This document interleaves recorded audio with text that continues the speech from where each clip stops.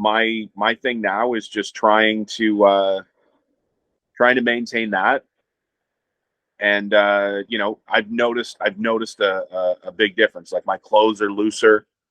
My face, when I look in the mirror, my face looks thinner. Um, it's not as round. It's still pretty round, but it's not as round as it once was. Right. And I've noticed just, I feel lighter. Like when I do things, like I don't feel as like weighed down. Like it was tying my shoes was a task. Whereas now I don't have any, like I can bend right down, I can tie my shoes up, it's no problem at all. Which it sounds so stupid because that's literally the most basic thing that we can do as people is tie your bloody shoes. Yeah. And I was like, I'm having a bit of a rough go with this one. Yeah. I'd have to like move my leg to the side and then lean down so that my gut would go between my legs. Yeah. It's terrible. I've been there. Huh? I've been there. Yeah. And I don't want to do that anymore. Like, and I can tie my shoes. Not getting any younger. I think that's another thing is, yeah, I'm 38. You're what, 42 or going to be? 42. Yeah. So, yeah, it's this idea that, I think it's sort of a natural sort of inclination. We've got all the time in the world. Like, old people die, not, guys in their 30s and 40s, but, I know people that have died in their 30s and in their 40s, and people are having genuine health problems that are preventable and avoidable, and essentially everything that we would be dealing with is preventable and avoidable. And right. It doesn't take a complete overhaul of your life to kind of get things under control. And again, like if you just kind of focus on all these kind of dum-dums online, these people that will tell you, you got to get up at 4:30 in the morning and you got to do 60 minutes of cardio, and then you got to do an hour and a half lifting weights, and then you got to do a calisthenics workout, then you got to do some hill sprints, then you got to do this. And it's like, nobody in the world is doing that. Nobody's doing that. You know who's doing that? People getting paid millions and millions of dollars that are athletes. And so much of this information is garbage, pure garbage. Sure. And then it makes you feel bad about yourself because you go, I'm not getting up at 4:30 in the morning. I'm not spending an hour and a half in the gym. I'm not, literally weighing every single individual grain of rice that I'm eating. And that leads to people just saying, you know what, fuck this. I'm not going to do this anymore. I'm not going to, follow this plan anymore. I've given up and I'm just going to go back to doing what I'm doing.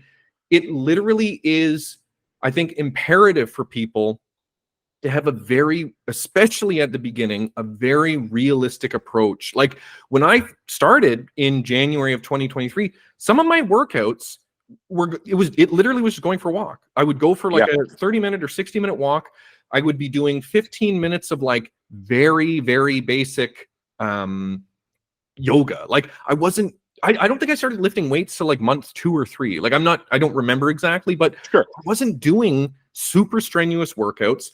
Even with my eating, like I didn't go, hey, it's January 1st. Like, here we go. We're going to have like, everything is in order. No, everything's not going to be in order. And in many ways, if you accept that it's just get started with something, find a single habit, doesn't matter what it is. Like if it's your sleep, if it's your water consumption, if it's your calories, if it's your protein, if it's your cardio, if it's your resistance, it could be anything. Like the idea of someone who goes, I only did, 20 body weight squats today. And you go, how many did you do yesterday? I didn't do any. So that's an improvement. If you did 20 every day at the end of the year, what would that be? Like, thousands and thousands of squats.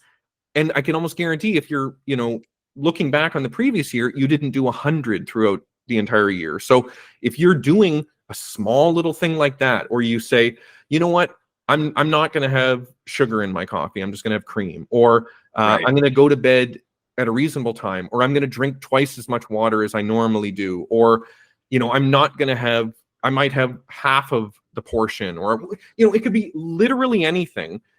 It will get you moving in the right direction. And I think the biggest thing for anyone, whether it's weight loss or any sort of personal development goal, is momentum. If you can get a bit of momentum, you can keep that going and you can build on it, and it snowballs and it gets bigger and faster and stronger.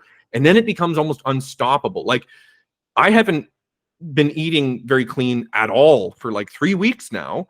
Sure. Like I said, I've been doing just walks and my sandbag workouts, maybe 20 minutes. And I have like one of those digital scales. Apparently they're not very accurate, but even still, the numbers were saying that in the last, I think, 3 weeks, I've put on 5 pounds, and 3 of those were muscle. 2 pounds of fat, 3 pounds of muscle, and I'm not watching what I'm eating, and I'm not necessarily doing crazy workouts, but I built a better foundation for my current body. My metabolism is naturally increased because of all the workouts I did. You know, my body's maybe a little more resilient to like not putting fat on as easily. But I think also foundationally, I don't have the appetite for the food. Like, I could dummy food before. Like, I could pound like a whole pizza and still be hungry. I could eat like ungodly amounts of food, shameful amounts of food. And now I just don't have the desire to do that. And it's not a conscious thing. I'm not like, you know what, Quinn, you've had enough. Just had, 3 slices is it. I just don't have, I think literally you learn to sort of re-regulate your appetite, and, your appetite goes out of whack because you allow it to go out of whack, but then it kind of returns to a baseline, and then you can kind of just naturally kind of stay there.